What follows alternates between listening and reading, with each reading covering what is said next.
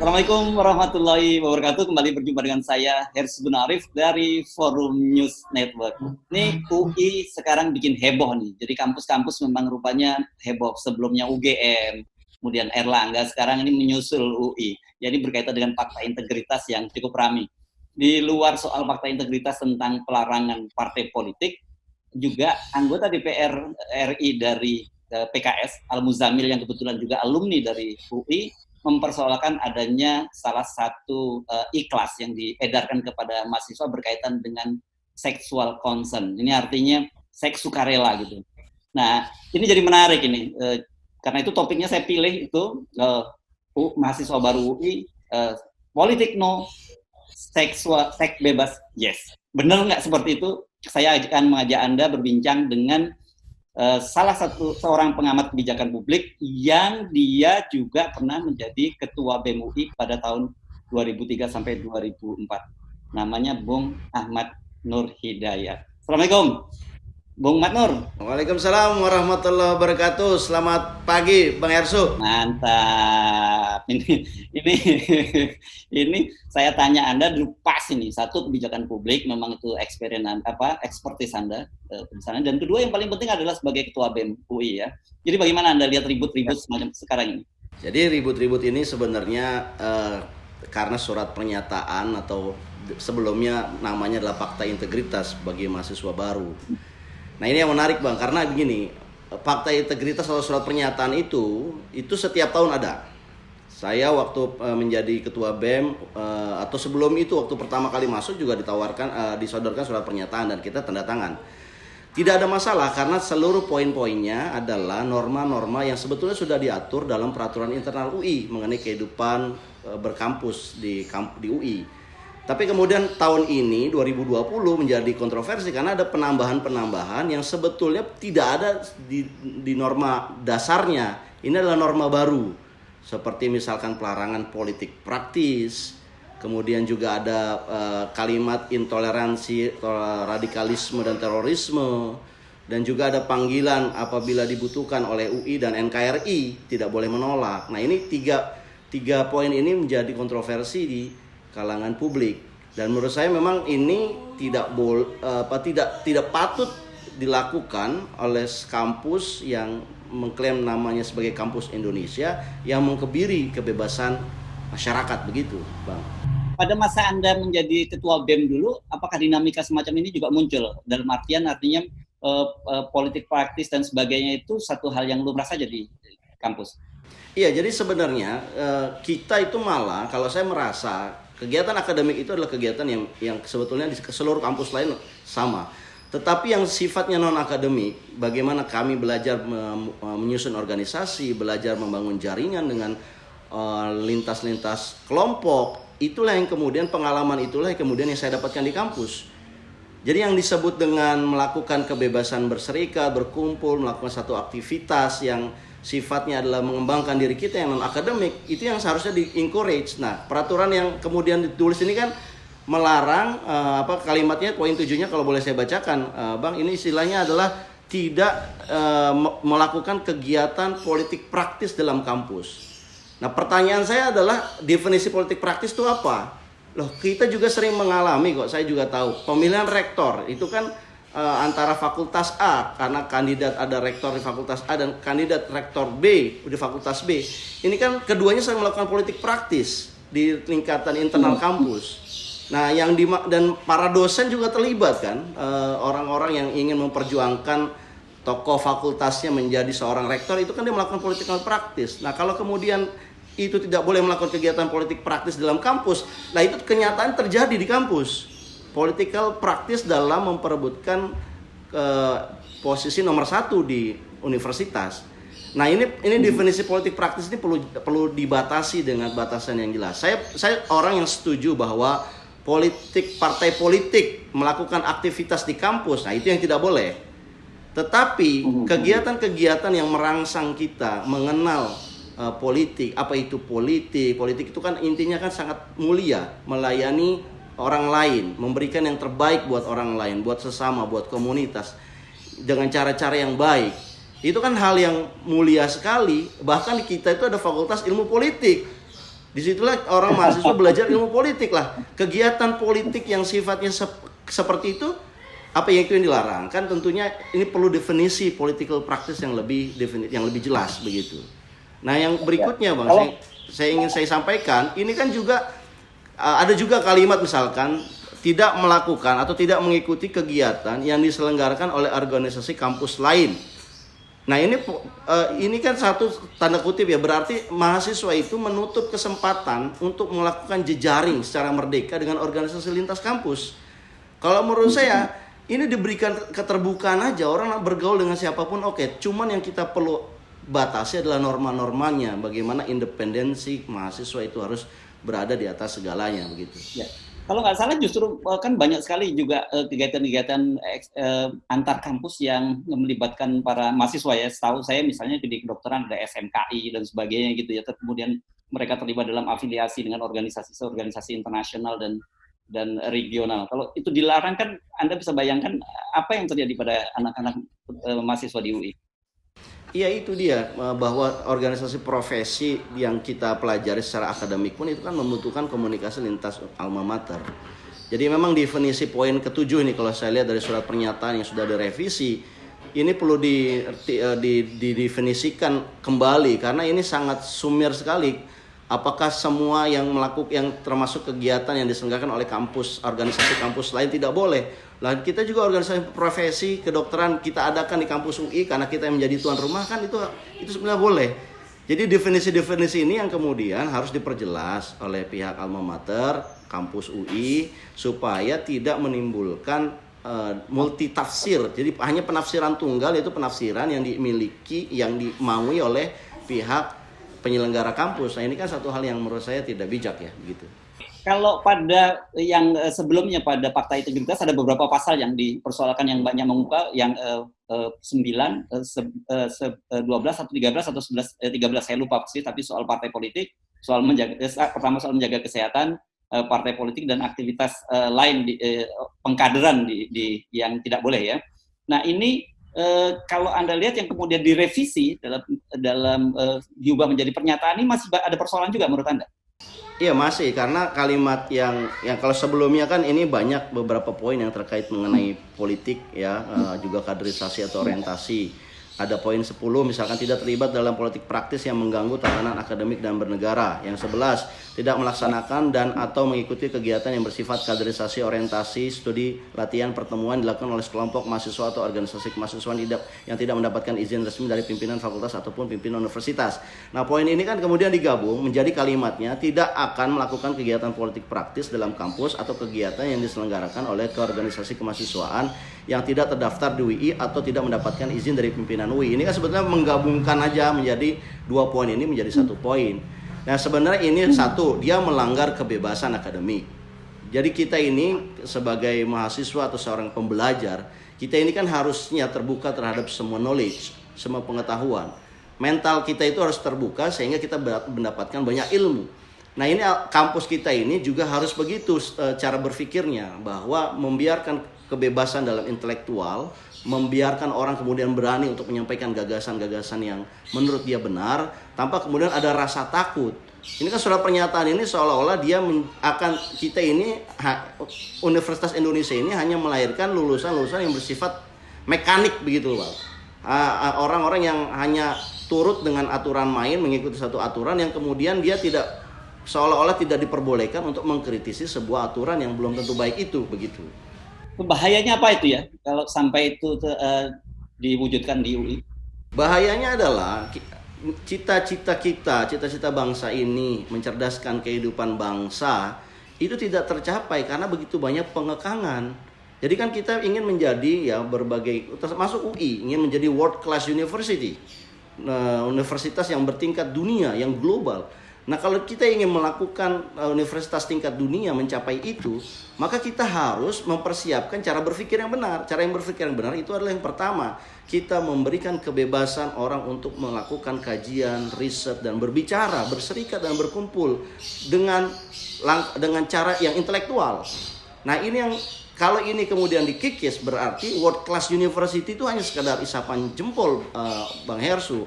Itu cuma sebuah jargon yang antara praktiknya di lapangan tidak terjadi. Praktiknya di lapangan itu bukan world class university, tapi kita hanya ingin menjadikan sebuah kampus yang mengklaim, yang mengekor kepada kekuasaan politik. Nah ini kan akan melahirkan generasi atau generasi bangsa yang hanya mengekor, bukan menjadi pionir, begitu. Saya kok mencium ada semacam bau-bau tangan-tangan kekuasaan tuh yang masuk ke kampus kalau dilihat dari pernyataan-pernyataan yang dari fakta integritas yang dimunculkan. Menurut Anda memang ada indikasi begitu, apalagi ketika disinggung-singgung partai politik? Betul Bang, jadi sejarah kita menunjukkan bahwa kampus itu seringkali digeret-geret kepada kekuasaan. Ini saya punya satu dokumen, ini menarik sekali, sama juga surat pernyataan yang dikaitkan dengan mahasiswa baru, tapi ini di angkatan 65. Dan surat pernyataan yang mereka tulis adalah ini sangat sekali dengan kental dengan poin-poin alat kekuasaannya. Misalkan mahasiswa itu harus menyatakan satu, setia terhadap panglima tertinggi, pemimpin besar revolusi, setia kepada Pancasila dan juga gagasan-gagasan dari pemimpin besar revolusi. Itu ditandatangani, wajib ditandatangani oleh seorang mahasiswa baru. Dan ini di mana itu?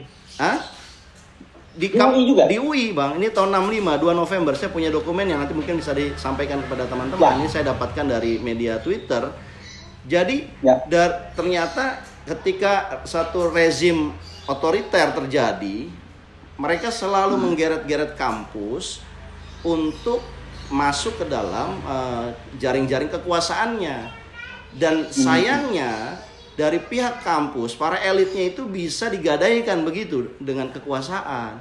Yang itu kan sebenarnya tidak boleh terjadi, dan itulah kemudian reformasi 98 kita tumbangkan itu, bahwa tidak boleh ada kekuasaan yang anti kritik.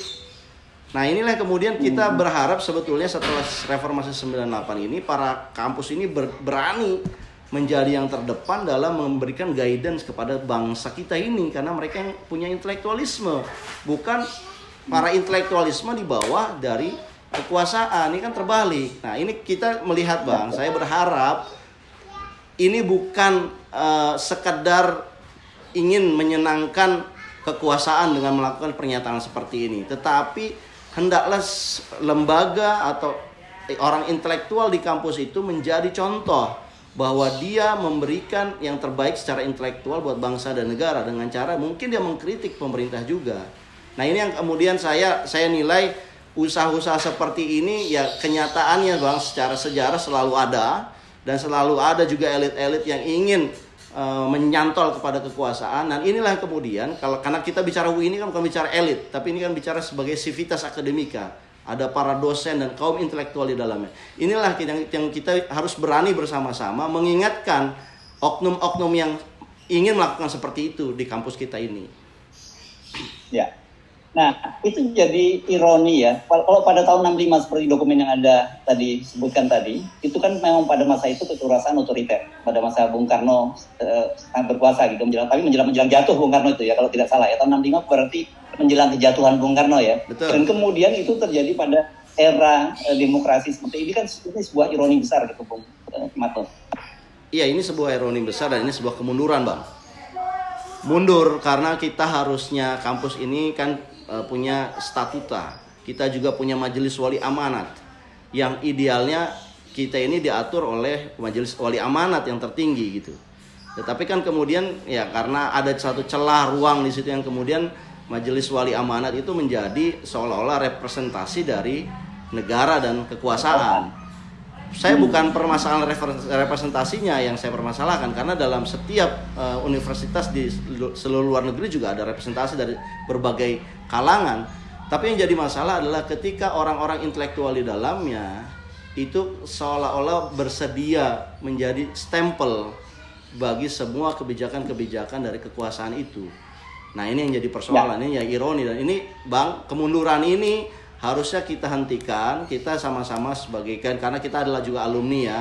Kita menyuarakan, mengingatkan teman-teman kita yang masih di dalam, karena dosen-dosen ini kan adalah orang tua kita, juga teman-teman kita juga. Kita ingatkan mereka untuk berani menyuarakan kebenaran sesuai dengan intelektualisme mereka. Jangan diam begitu. Ya, ini menarik memang. Sampai sekarang wali amanat UI tidak pernah tidak dengar suaranya. Dan saya membaca di Kompas misalnya hari ini ternyata pimpinan-pimpinan fakultas tidak tahu menahu persoalan ini kan. Ini artinya jadi dalam tanda petik ini adalah mainan rektorat kan gitu. Iya, sebenarnya kalau dilihat program mahasiswa baru ini jelas adalah program yang dikelola oleh Direktur Kemahasiswaan.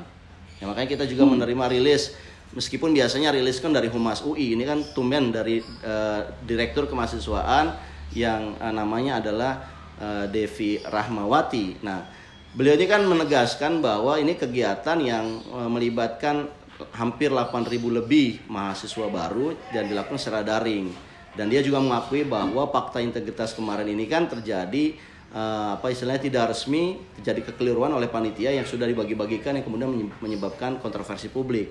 Direvisi dengan surat pernyataan yang kemudian kita baca juga termasuk di dalamnya ya sebetulnya tidak berubah poin-poinnya itu, bahwa mereka ada beberapa poin yang mengatur yang sebetulnya adalah norma baru di luar dari aturan internal yang ada di UI. Kan kita punya statuta UI, punya keputusan MW UI. Nah, ini diatur di luar itu sehingga orang publik mengesankan bahwa memang ini untuk menyenangkan beberapa oknum yang ada di pemerintahan begitu, Bang.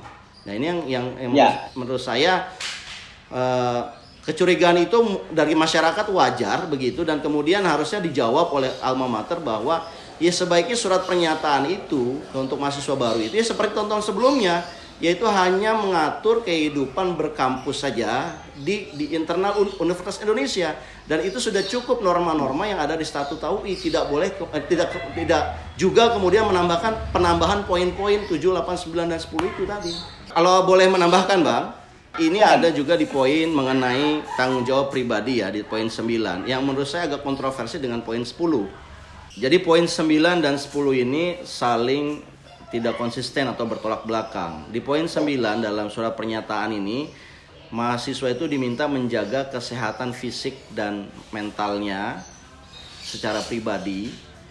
Apabila kemudian hari mengalami gangguan fisik dan mental adalah tanggung jawab pribadi, resiko pribadi, di mana pihak alma mater tidak terlibat.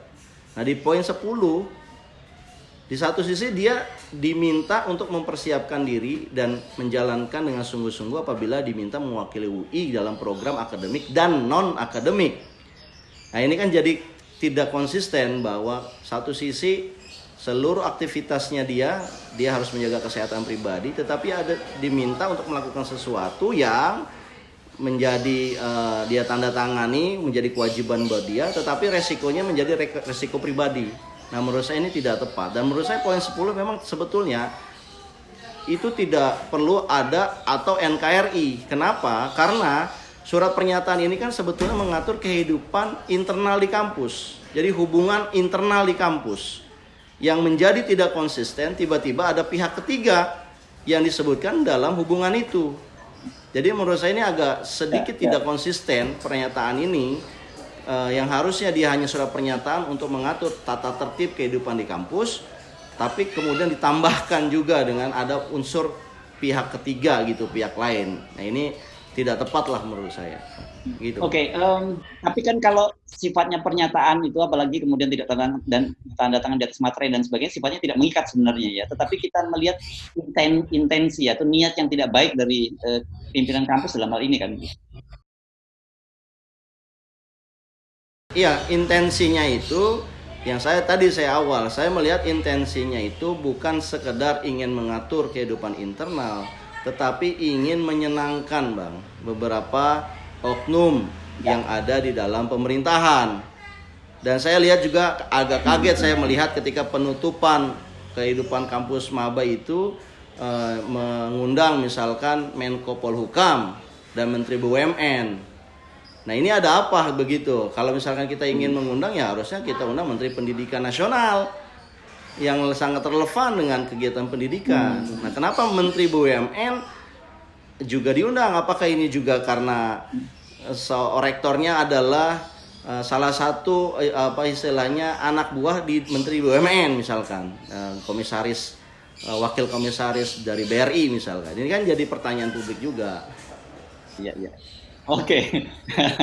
Baik. Nah, sekarang saya ingin menyinggung soal yang dibagikan juga ke mahasiswa ikhlas gitu yang tentang pelecehan seksual dan seksual concern. Ini yang disoroti oleh Muzamil Yusuf. Walaupun sekarang linknya sudah tidak ada lagi, videonya di YouTube-nya sudah tidak ada, tetapi sudah ada yang Muzamil sempat menyimpannya begitu. Ini bagaimana menurut Anda? Apakah ini juga satu persoalan serius nih berkaitan dengan yang dikatakan semacam permissiveness terhadap seks? Ya, ini kan satu materi yang disebarkan ke 8.000 mahasiswa baru. Nah, materi ini entah bagaimana ceritanya ternyata tidak dicermati, tidak dievaluasi dengan baik. Karena apa? Karena mengandung di dalamnya adalah suasana bahwa kesannya gitu ya Bang ya, kampus Universitas Indonesia itu mengizinkan seks secara bebas. Karena yang menjadi kekerasan seksual yang kalau saya lihat videonya itu adalah kekerasan seksual yang diakibatkan karena pemaksaan. Tetapi karena sifatnya sukarela, maka itu tidak dianggap sebagai kekerasan seksual yang kemudian harus dihindarkan oleh setiap mahasiswa. Nah, ini satu sisi menurut saya ini karena proses screeningnya atau materi yang diajarkan ini tidak berkonsultasi dengan berbagai pihak. Ya, kita sebetulnya kan punya ilmu politik, ilmu FISIP begitu, yang di dalamnya kan mengandung bagaimana setiap ilmu pengetahuan itu harus sesuai dengan nilai-nilai budaya bangsa. Nah, ini kan nilai yang ditampilkan dalam slide mengenai personal seksual yang sifatnya sukarela itu menjadi tidak masalah. Itu kan karena ideologi yang diambil bukan ideologi budaya kita, ideologi luar. Kalau ideologi luar mungkin itu tidak menjadi masalah. Tetapi untuk budaya di Indonesia, di mana hubungan seksual itu diatur dengan ketat dengan nilai-nilai budaya dan agama, nah disitulah kontroversi. Jadi seolah-olah kenapa kampus kita ini tidak menyinggung masalah budaya yang dijaga ketat. Prinsipnya menurut saya kontroversi itu terjadi karena masyarakat ingin apapun bentuk seksual, baik itu yang sukarela ataupun yang paksaan, itu sama salahnya, yang kemudian juga harus dihindarkan oleh seluruh mahasiswa dan juga harus diajarkan kepada seluruh mahasiswa baru bahwa hal itu tidak sesuai dengan norma hukum yang ada di bangsa kita dan juga di internal Universitas Indonesia begitu. Ya. Jadi artinya tidak berlebihan kalau kemudian ada yang menilai bahwa semacam panduan yang diedarkan oleh Pusat Kajian Gender UI kepada para mahasiswa baru ini menimbulkan kesan bahwa kalau soal sexual harassment bahkan termasuk melirik bersiul-siul kepada lawan jenis itu sudah big no gitu ya. Tapi sementara kalau kalian melakukan secara sukarela, itu tidak ada masalah kan. Jadi itu kesannya semacam seks bebas kan. Itu selama itu suka sama suka itu tidak jadi masalah. Begitu maksudnya ya. Iya, bahwa ya yang namanya tidak sesuai dengan nilai budaya dalam arti ya budaya kita kan punya dengan sopan santun, kita mengganggu lawan jenis kita misalkan dan kemudian lawan jenis kita istilahnya meskipun dia misalkan tidak merasa dia sukarela diperlakukan seperti itu tetap dalam budaya kita kan dianggap tidak baik, tidak sopan, tidak santun, apalagi untuk seorang intelektual. Nah, itu yang kemudian harusnya materi agama dan materi yang diajarkan itu tidak boleh istilahnya mengeluarkan itu karena dengan dasar sama-sama sukarela. Gini loh, sukarela itu atau kebebasan itu kan dialami oleh seluruh manusia sebagai hak asasi. Tetapi kebebasan yang kemudian ada itu kan harusnya sesuai dengan budaya-budaya agama yang kita yakini. Nah, kampus kita ini kan juga terikat dengan nilai-nilai budaya dan agama itu. Jadi seolah-olah ini kesannya kok kenapa ada ideologi yang saya bilang adalah liberal radikal lah begitu. Diadopsi dan itu diajarkan oleh mahasiswa baru. Menurut saya ini kecolongan, Mas, yang harusnya ya tidak boleh terjadi begitu. Kita tidak harus ketat dalam hal kekerasan seksual karena saya juga lihat datanya ini. Kekerasan seksual di tingkat perguruan tinggi sangat tinggi, meningkat sekali. Dan harus diingat juga, ini terjadi tidak hanya di kalangan di kalangan mahasiswa dengan mahasiswa tidak, juga di kalangan dosen dengan mahasiswa. Mahasiswa diintimidasi oleh dosen untuk mengikuti kemauan dari sang dosen. Nah ini juga bagian yang harus juga diingatkan oleh seluruh civitas, terutama mahasiswa baru, bahwa ini tidak boleh terjadi dan kita harus berani melawan, kita harus berani melaporkan. Nah ini yang poin yang sebetulnya niat baik dari pengajaran itu, tetapi disisipkan dengan sebuah nilai yang sangat liberal gitu, liberal radikal lah kalau menurut saya, bahwa setiap orang boleh melakukan kegiatan seksual asalkan sama-sama suka meskipun di luar pernikahan agama. Nah ini kan yang jadi kontroversi di situ dan harusnya kita nggak boleh masuk ke situ. Jadi soal itu juga jadi tidak hanya sekedar masalah politik no, tetapi seks bebas juga harusnya no di kampus itu, dan itu yang harus ditarik juga ya dari semacam apa namanya itu kelas itu jadi semacam paket atau modul gitu yang disebarkan kepada mahasiswa baru ya. Iya harusnya yang saya bilang itu tagline-nya menjadi politik yang dalam arti partai politik yang no, tetapi ilmu belajar politik harus, dan free sex itu ya. No juga, big no juga. Kekerasan seksual atas nama apapun di luar dari norma yang kita yakini itu harusnya dilarang juga, dan kita harus berani melawan itu. Oke. Saya kira mudah-mudahan menggunakan terminologi sekarang yang lagi populer nih Bung Matnur, para pimpinan terutama Rektor UI bisa kembali siuman. Gitu.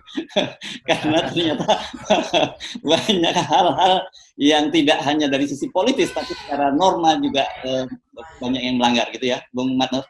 Betul Bang. Oke. Saya kira terima kasih atas perbincangan menarik Bung Ahmad Nur Hidayat, mantan Ketua BEM UI 2003-2004 dan sekarang jadi pengamat kebijakan publik. Assalamualaikum warahmatullahi wabarakatuh. Waalaikumsalam warahmatullahi wabarakatuh.